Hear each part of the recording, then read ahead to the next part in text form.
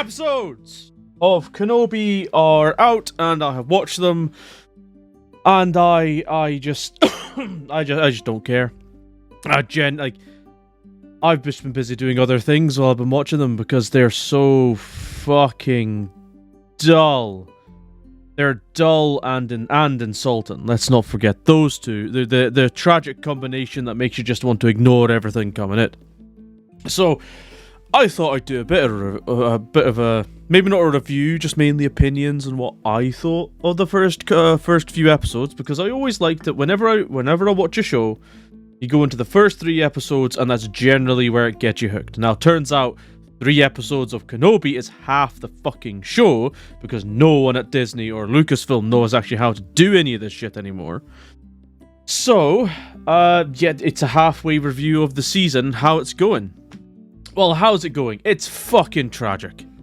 It's awful. It absolutely tries to hook you on the prequel nostalgia, while trying to give you trying to fill in the gaps between episodes 3 and 4, and it's just AIDS. It's terrible. It's awful. I never want to see another episode, but I'm going to keep watching it because I like cock and bull torture and pain and nails going through my phallus. I love all these things, I guess, because I just can't. I just can't not watch this because it's that terrible. It's awful, and anyone who has ever looked at this, who the director and writers of this should be ashamed of themselves with how bad it's gone. So, let's break this down in sequential order. Very easy. Episode 1, what happens? Basically fucking nothing aside from probably the best scene in the entire show. What is the best scene in the entire show? When Obi-Wan and a Jawa are just talking shit to each other. It's actually funny. It's actually quite endearing, and it's basically what the entire show should have been about. Okay, maybe not precisely what the entire show should have been about, but you get what I mean. In that same kind of bantery, someone who's trying to make the best of a bad situation while hiding, while also grooming and spying on young boys. We'll leave that one alone for right now. And yeah, that one scene has been the best in the entire show so far, because it was just nice. It just felt really nice to watch, and it was quite entertaining, and actually gave me a bit of a giggle. It actually gave me a bit of a giggle, which is more than I can say for any of the other meant to be funny moments. So, aside from that, episode 1 is entirely useless. All it does is set up the plot to start with. That only happens at the very end, with Leia getting kidnapped, and Obi-Wan's told, listen, you need to go rescue her, because we as Alderaan royalty can't send a bounty hunter. Why? Can't send our armies. Why? Can't tell the Galactic Senate that we've had that one of our kids have been fucking stolen from us.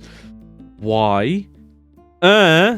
Oh, because we might lose standing. Okay, then you would not care. Like, I'm sorry. Even for an adopted kid, right? Because I know a couple of people who've adopted kids before. They treat them the same as their biological kids. Sometimes they were even more protective of them, depending on how their situation's been. I do not believe for a moment someone who's adopted a wean from a wee baby, or a wee little loaf, wouldn't immediately muster up every single army, every single force, every single ounce of political power they could have to track them down and grab them. Hell, they'd even go, we just want her back safe and sound, we'll give you 1 million credits. Each. I don't believe it for a second that they wouldn't do that. What else happens? Oh, basically fucking nothing apart from Obi-Wan being a sad sack. And we have the reveal of everyone's favourite Grand Inquisitor, fucking Bolsakid, who looks nothing like the Grand Inquisitor, who just looks like, I don't know, some failed Klingon experiment. It's gone, I don't know. Who else is there? We have the fifth brother. I think it's fifth brother. Fifth brother? Yeah, either way. The clearly Asian man, because that's what his dress is styled after. And Lord knows you can't have a non-Asian man in that get-up. in an almost literal rice paddy hat, because that would be racist. Yeah. And we have everyone's favorite character, Reva. You know, the totally new OC donut steal, shouty black woman who doesn't have an accent, who just uses her regular voice and just yells a lot and thinks that that's acting, I guess. But she's awful.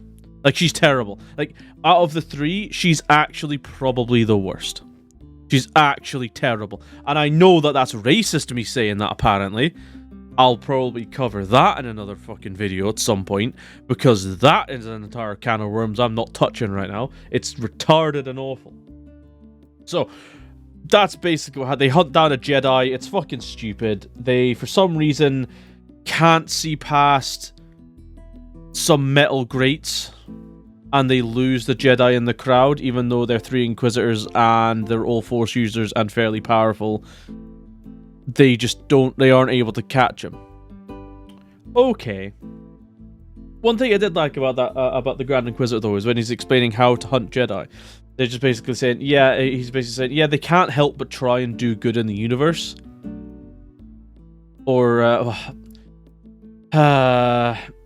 they can't stand any kind of injustice, and that leads them on a trail. Like, they just instinctively try to save people from bad situations, no matter where they are, no matter what bad trouble the Jedi's in. Now, I quite like the way, the methodology of the way the guy's breaking everything down, right? Unfortunately, it's nowhere near the same level as Knights of the Old Republic 2 did it, where some guy comes up and says, listen, I'm needing 50 credits to pay off a debt. I just need 50 credits. You don't give him, you gain dark side points, and the voiceover comes on set, basically saying, yeah, no, you can't always help people. You can't always help people, but you should always really try. If you do, if you just help people so much, they'll never learn from their mistakes. So there's no, like, either way, it's just it's a bad choice, and it just makes you sad either way, either which one you choose. This, though, just makes the Empire and Inquisitors just sound like villains. That's all it does. It just makes them sound like dicks. And it's just fucking depressing. So, like, there's no subtlety, it's just, I am generic bad guy because I like bad things. So that's episode 1 out of the way, because that's basically nothing fucking happens. It rewrites a bunch of canon, because of course it fucking does. Delicious tea. Because Lord knows we can't have consistency in the Star Wars universe. And it also just replaces the whole idea of, like, Luke being the main character in Star Wars, or episodes 3, 4, 5, and 6, with Leia. Like, she's the important one. She's the one going on adventures and shit. Okay. Then what happens in episode 2? Well, Obi-Wan is off Tatooine, so he's completely abandoned his duty. To safeguard Luke, because Leia, who was the Organa's responsibility, has been captured by some random dudes to lure Obi-Wan out for Black Space Jesus Inquisitor Nazi lady to hunt him down for reasons unknown. Bear in mind, this is a character that's only been mentioned like a couple of times in other books, and had never actually been seen on screen, so of course they would have to replace it with a black woman. So what ends up happening with this bitch? Well, they end up imagine to actually track him down. And basically nothing really happens in the episode, again, even though, well, I say nothing really happens. There's a couple of gunfight scenes that are really terrible. They just miss every single shot, and for some reason, Obi-Wan's able to walk through them. Like, just ignore the fact that they were just firing at him when Leia jumps off a roof to try and escape this terrible fucking piece of garbage show. Try to fall to her death to try and get out of her contract, and he captures her with the Force. Oh, something I didn't mention. Yeah, he's such a sad sack, he has not been he hasn't been training at all. He's completely one of the last things that oh, pardon me. One of the last things that Yoda said to him was, "Training I have for you to speak to your old master." So he hasn't been doing that at all. He hasn't been receiving any tips, tricks. He hasn't.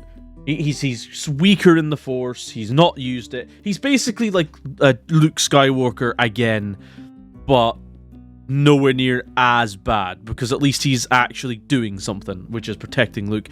Although, how are you meant to be protecting Luke if you bury your lightsaber? You bury his dad's lightsaber that no doubt you want to give him at some point, and also you're just weak as shit and can no longer fight. How are you meant to do any of these things? Fuck knows. But doesn't matter, because let's just continue with this bollocks.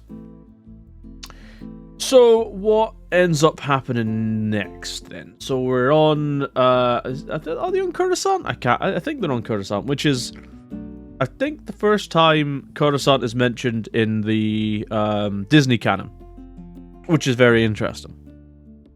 So what ends up happening now? Well, he finds Leia, frees her. There's a bunch of MCU bullshit that goes along with it. Obi-Wan is just point blank retarded, and Leia, for some reason. Okay, so Eric July makes a point that the only legitimate characters for a lot of people, it seems, who write comic books and a lot of films now are white characters, because they're the only, because they constantly get race swapped and all the rest of it. And well, I honestly think that the only characters that these people legitimize that think are actually worth anything are male characters, because they always turn girls and women into men and boys. So something that you'd expect the boy to be doing, climbing trees, getting into hijinks and mischief, not really listening to the family proper, especially when they're like 10 years old. You're going to be a bit of a dick. I mean, I know I was. I still am in many ways, but ignore that for right now. You're going to end up having, just a boy doing boy things, and for some reason Leia's doing all the boy things. Like, she's not learning any politics particularly, aside from when she's really good at it for some reason and pisses off her cousin, who's also a bit of a cunt. I do actually want to say, this child actor is actually, she's as cute as a little button. She's absolutely adorable, and she's actually not that bad at all for her age. Get her the fuck away from Disney, the home of all the child molesters and pedos imaginable, and the fuck away from Hollywood, because they will do things to her that is just horrendous and disgusting. But for the time being, she's innocent and adorable, and a pretty good actress. A pretty good actress for considering her age. I would actually probably say it's better than Moses Ingram? Moses Ingram? Is it Moses Ingram? Anyway, What's the Rush just plays Reva. So, what happens after that? Well, so he saves her with the Force, and they also find at some point a random dude who pretends to use the Force, who pretends he's a Jedi, using magnets and shit. Obi-Wan's really pissed off, threatens to kill him. For some reason trusts him. Like, he's like, "Oh, I won't do it again. Oh my god, you're so cool. How do I know I can trust you?" "Oh, you can. Okay," is basically how this entire thing goes. Why he trusts him, fuck knows. Like, it makes no fucking sense. This boy comes back later on once they're discovered, and they start getting hunted. It's like a bit of a fake out, because like, oh, he's gonna grab him and turn him in. He's gonna hunt him down for the bounty. And what ends up happening is not that. Oh, of course, I haven't talked about the 2 fucking chase scenes with Leia yet. Fuck me sideways. Yeah, okay, so 2 chase scenes with Leia. For some goddamn reason, right? Tell you what, let's see if I can find it. Obi-Wan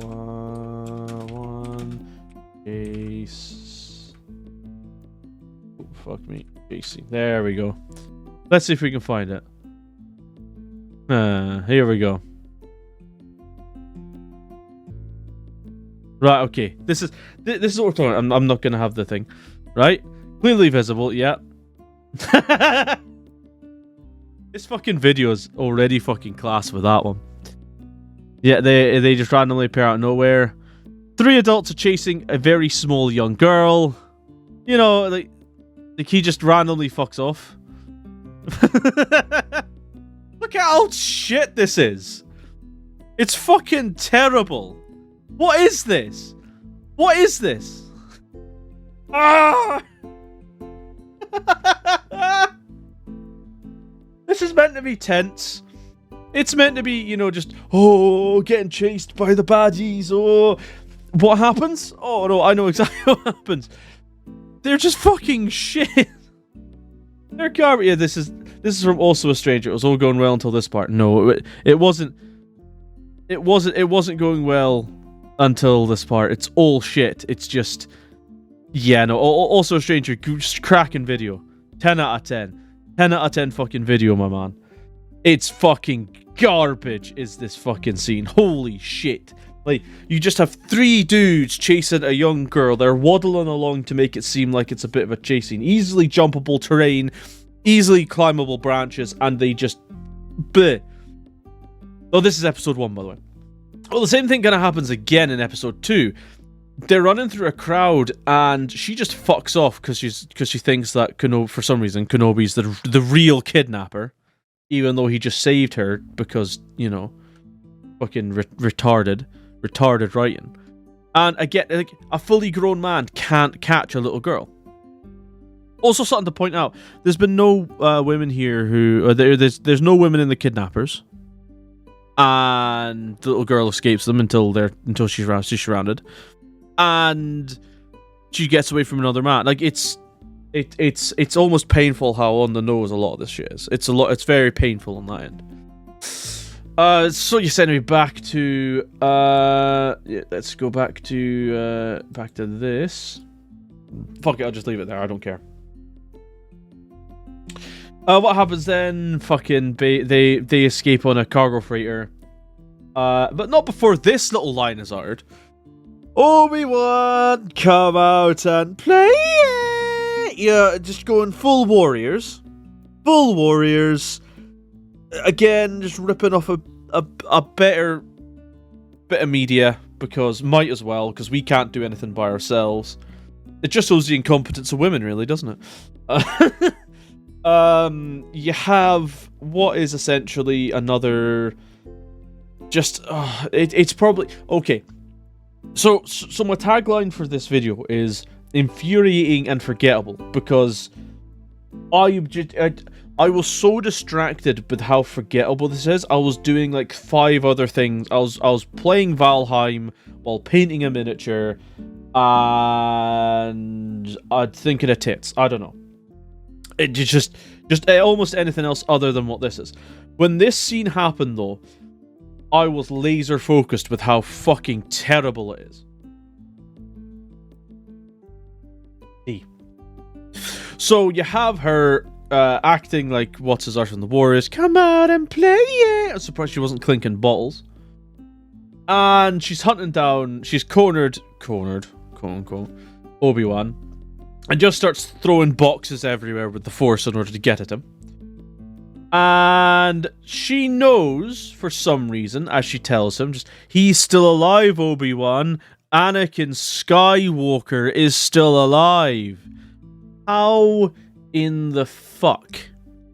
How in the goddamn Christ does anyone... How does she know that Darth Vader is Anakin Skywalker? Like, that was not known to anyone aside from... Oh, God, his name's gone. God, that's not Sloane. God, the trilogy. Fuck! Thrawn. Admiral Thrawn. That's what it was. Or, yeah. Thrawn. Like, Thrawn figured it out, but never told anyone. I'm pretty sure, fuck.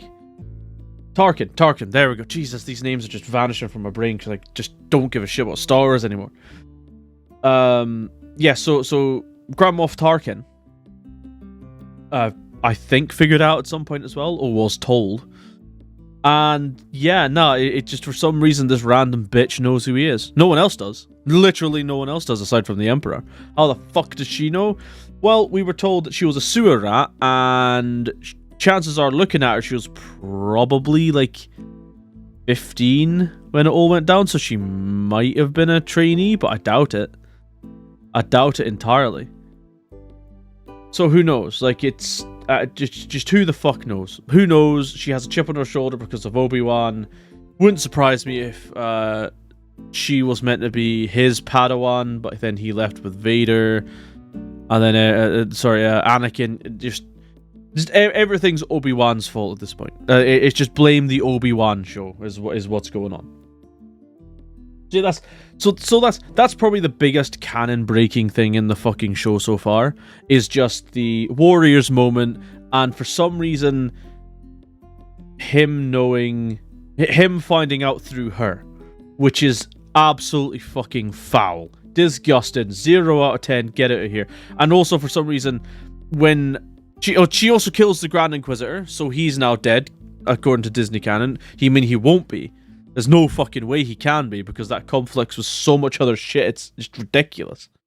But then again, it's also Disney Star Wars, and canon doesn't matter. Like creating rules, solid rules built around your world to ground it and make it more believable doesn't matter.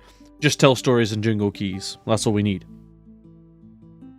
She could have thrown her lightsaber as he was running away and killed him. She could have cut through the ship door as they were leaving, but no, she just lets them run away and just screams at them, because that's all she can do is yell. That's all her acting is. All her acting is just basically, I'm gonna just back off a bit, just like it's actually literally like Zod. It's literally like Zod from Man of Steel. Just, I will find him. You know, you're just yelling. You're just yelling. You're not even putting on an accent. It's just your natural voice is all that we're hearing here, and it's awful. Stop. Or just complain and get better writers. I don't know. So now that done, we're then on to episode 3. I've just watched it, and it was fresh in my mind until I started talking about this. They're on the ship, and Leia is being gobby again because she's so significantly more intelligent and emotionally complex than any adult in this show. At all. Like, it's actually to a ridiculous degree. You have Reva now chatting to Darth Vader directly, for some reason. Lord knows why. Also, I don't know if anyone else saw this, or anyone else thinks this. Vader's voice just sounds off. It sounds very much off, like very, very, very off. Now, there is a cool scene here where it's Vader in a Bacta tank, and just getting everything put on him. You know, just showing how much of a machine he is, like how much he has to go through in order to just live. I quite like that because it does show him to be a bit more monstrous. I appreciate this entirely. I really do actually quite like that. His home is on Mustafar, so this is what I mean. This is what a lot of people mean by really weird canon. You, for some reason, have canon breaking shit all over the place, but you keep certain key story points. So his base is on Mustafar, which is in the expanded universe, but literally none of this other shit has happened ever in the expanded universe at all. You've just picked and chosen stuff and given characters who don't deserve it / never had it or never shown certain abilities or whatever that people have in expanded universe. So just picking and choosing what you want to make. Again, it's just jangling. It really is, which is a disappointing thing because you could have done a lot more. But I digress. So then they have an argument with the third brother. No, is it third brother? I don't know. Asian man getting angry that she's in charge and is like, oh no, I'm going to be the Grand Inquisitor, even though she's been promised it if they get Obi-Wan. So they managed to ping him on a planet. They're on the planet for some reason. Like it was for some reason. Like this planet reminds Obi-Wan of Hayden Christensen, of Anakin. Just like there's nothing to trigger the memory. He just sees like a shadow of Anakin. Like he sees Anakin standing there in robes. Just like why? Why is this? Why? What triggered that? Because there's nothing here that seems to have triggered that really utterly. Well, again, the answer is fuck knows. It's just jangling keys all over the shop. Then they come up with a plan. You know, she's his daughter. They call him Luma, which is fucking I don't like it. And then, okay, if there's one thing I know about 9-year-old little girls, right? I don't know a lot, thank God, because I'm not a Disney employee, so I don't know a lot of young kids. But the ones I have interacted with over my many years on this earth, one thing I would not describe them as is emotionally stable or particularly mature. Now, they can range. You can get some that are actually surprisingly mature for their ages. But generally speaking, and almost all of the time, nah, they're not. Same goes for 9-year-old boys as well, but 9-year-old boys also just want to rough play the entire fucking time with each other, so they don't want to really interact with other people unless it's other boys their age. Again, in general. So what you end up having is she's waving... So she knows how dangerous it is for Jedi to be spotted. She's waving people down to jump on their ride. Why, I don't know. Even though she's with a Jedi, she knows they're hunted. Well said. We have...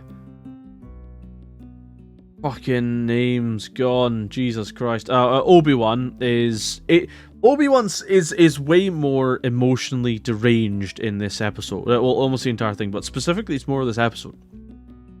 With being he gets really emotional, really angry quickly, frustrated quickly, doubtful quickly. Like there's nothing serene, there's no patience about him at all. It's now, which is how the 9-year-old should be acting, not the almost 60-year-old man or 50-year-old. I don't know how old he'd be at this point, but regardless, yeah. So that's basically what's been happening here. Then, so they flag one down and they jump in. It's a bit of like, you know, Jim Henson's work. It's not Jim Henson's company's work. It might be, but I doubt it. Again, everything looks kind of cheap. Skip forward because fuck it, they pick up some stormtroopers. One thing actually in this episode as well I quite like is that they try to actually humanize the stormtroopers. They actually kind of do, which is quite interesting. I actually quite appreciate this. So they're not just clones; they're individual people with different personalities who believe in what they're doing. So what ends up happening here is, so who do you think would break the facade between the two? The 9-year-old or the ex-general, always on the run for his life, incredibly careful with how he speaks, acts, with what he actually says, how he says it, everything. Three guesses for the two people. That's right, it's Obi-Wan. Obi-Wan fucks it by calling her Leia instead of Luma. Now, that's not a mistake someone like Obi-Wan would make. It's not. It's one of the most retarded things I've ever seen. And my Christ, no, that's just ridiculous. It's horrid. It's no, just shut up, leave, get out of my fucking Star Wars.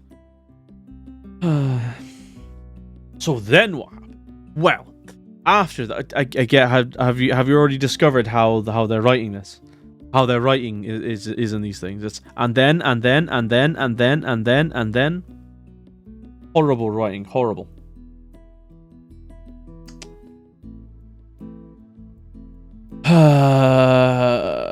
I'll just skip forward. He kills a bunch of stormtroopers because they get discovered. That alerts Vader, who then makes his way there. They then discover there's actually an underground railroad for Jedi, because of course there is, because we need slavery allegories. What else is there then after that? Yeah, Vader arrives. Vader arrives and just starts choking out random people. Just starts choking out random people in the street to draw out Obi-Wan. Now, I don't know. That doesn't seem like something Vader would do. Vader, like, that doesn't, like, Vader. No, it just doesn't seem that that'd be something that Vader would do to just random people. If stormtroopers brought some people up to him saying these people are suspected of being in league with Obi-Wan, he would then do that to them. But random people just off the street, literally through a window, breaks their necks with the Force? Nah. And then breaks a young kid's neck? Nah. Nah. He'd do that to people who, you know, he would think deserve it, not just random innocents. That just doesn't make sense. So Obi-Wan decides to lure them away, and he just gets his arse handed to him left, right, and center. Eventually starts getting burned by Vader, and is saved by a woman. And then there's the end scene of Leia meeting Reva and just going, "Oh, are you the one who's meant to be seeing me?" And she just goes, "Oh no, they couldn't make it, but I'm here. You know, just come to me. It's fine." Something I'm sure that a lot of Disney employees have said to kids before as well. Yeah, you know, just get in my van, don't ask questions. And then she sees, for some reason she didn't, like, she has use of the fucking Force. Why don't you just lift up the body with the Force and throw it just somewhere that the kid couldn't see? But no, she just leaves it in the middle of the fucking floor. Reva, that is, leaves it in the middle of the fucking floor, and Leia runs away. Because also for some reason Reva was able to figure out where the Underground Railroad was, even though there's literally there's no reason why she should have been able to know that. Literally none. And right now, fuck me sideways. Okay, so that's episode 3. Conclusion currently. That probably isn't going to change. In fact, it's going to get worse. Avoid the show at all costs. If you must watch it, don't pay for it. I'm sure there are other ways you can get it. I'm sure. I don't know. I'm just a Mongo. You can figure out for yourself how you want to watch this. It's awful. No wonder it's got its fucking arse handed to it. It's just rogered right up your fucking jacksy by Stranger Things season 4. That's basically how this has worked. It's terrible. 0 out of 10. Do not watch. Fucking awful. Stop making these shows. No one likes them, apart from a few simps online who are just like, "Oh, we want to own the racists. We want to own the racists who don't like this black character." I mean, we don't like this character not because she's black, but because she's fucking awful. She's fucking terrible, and it's just meant to be, oh, look, this people like the Sith and the Empire, who are just, meant to be Nazis, that symbology of Nazis, but, people do like the Empire because they are pretty cool. Nazis aren't. Like the Empire is actually a bunch of cunts, but let's be honest, they look cool. But not because they're Nazis. I should point that out. Yeah, it's just awful. It's just oh god. I'm gonna guess there's already a Toyoverse for sale. I'm wondering if it's going to be the Rose Tico situation again, in which there's just going to be thousands of, like, millions of them just unsold because no one fucking wants them because they're terrible. Awful. Horribly written. Terribly paced. A confused show that just wants to shit all over male characters again, as if we didn't have, like, 50,000 of those already. I'll say again, don't watch. Don't watch this shite at all. Save your fucking just everything for anything else. Just don't. Just don't. Because it's not worth it. Right. With that basic rant over, thank you very much everyone for watching. I shall see you all later on. Take care.